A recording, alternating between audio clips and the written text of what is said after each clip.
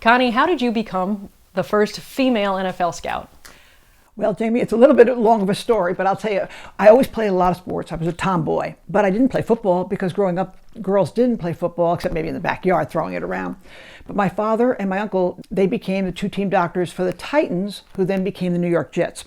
So I said, I got to start learning. I would hold my own mock drafts when I was like 16. I picked Ron Yary, who turned out to be a Hall of Famer, and then in my second round I took Garrett Ford, who didn't do much. So I was about 50%, which is what you're going to probably be anyway. And so I started doing that, not knowing anything that this was going to lead, because there were no women doing anything in the world of football. I went to The Ohio State University. Woody Hayes was the head coach. And one day I went after, he was in the union, I took his book over, You In With People, met him, talked to him, and he said, you got to come over and we'll meet over at the office and talk at the stadium. I did, and he said, you know, right now there is nothing out there for women. At this time, remember, no women sideline reporters or announcers or pregame or trainers or coaches or, I mean, there just, it wasn't around at all. And Title IX had not even passed yet. So he said, but you know what, you have such a passion and such a love. I want you to come to practices, open or closed, talk to scouts. It was awesome. So I went to practice all the time, graduated, and then I was going to teach at Babylon High School on Long Island where I grew up. And then I figured I'll coach girls sports afterwards. And my father had his 50th birthday party, and Charlie Winter was the head coach of the Jets. And we sat there, and I table hop. I go around talking to everybody because I like to talk to people.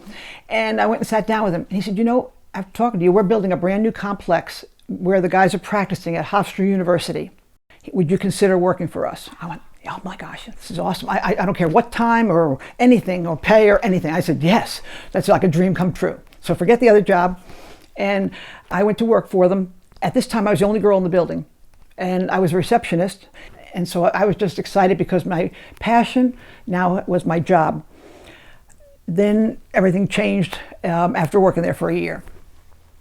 In 1975, they had the draft in January, which is, you know, right after the season. But there were 17 rounds, and then they had me make the last draft pick. And to this day, I'm still the only female to ever make an actual draft pick. Wow. So that's what I did then. And about not even a year later, Al Ward was the general manager. Mike Hollowback was my boss, who was amazing.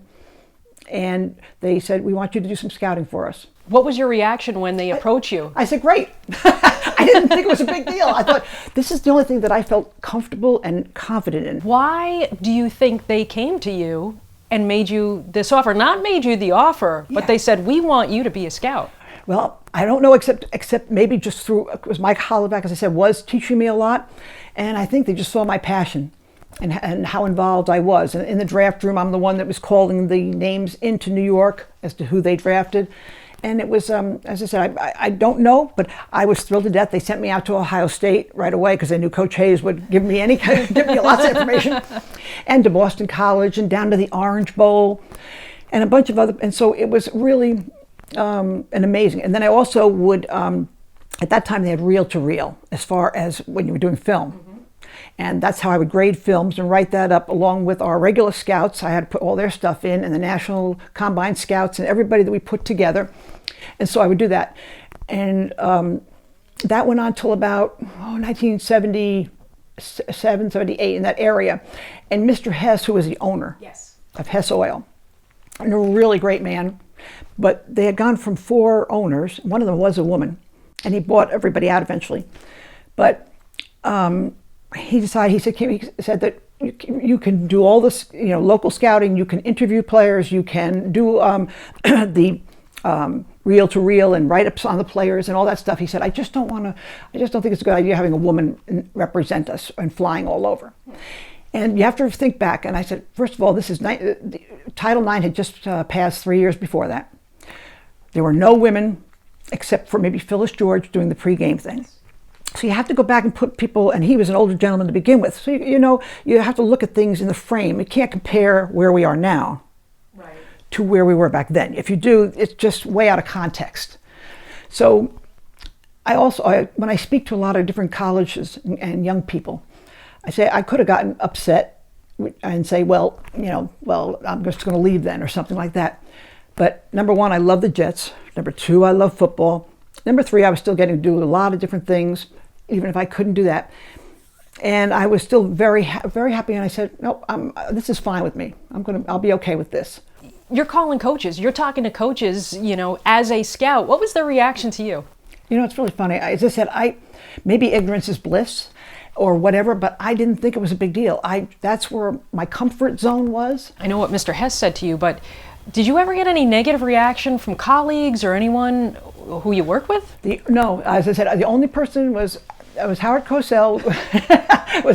For those who know Howard, he had that kind of personality, yeah. And he would, call on the phone and kind of be demanding. And then when I met him in person, he just wasn't real friendly to me. But other than that, and that's how. Just think about all the different people that I met, and the players were unbelievable. What do you think nowadays, now that more women are getting opportunities in football, whether it's broadcasting games or actually coaching games or being in front offices and making major decisions? It's amazing.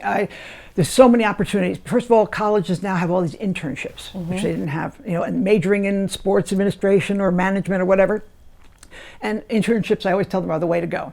Get your foot in the door. It doesn't matter if it's exactly what you want.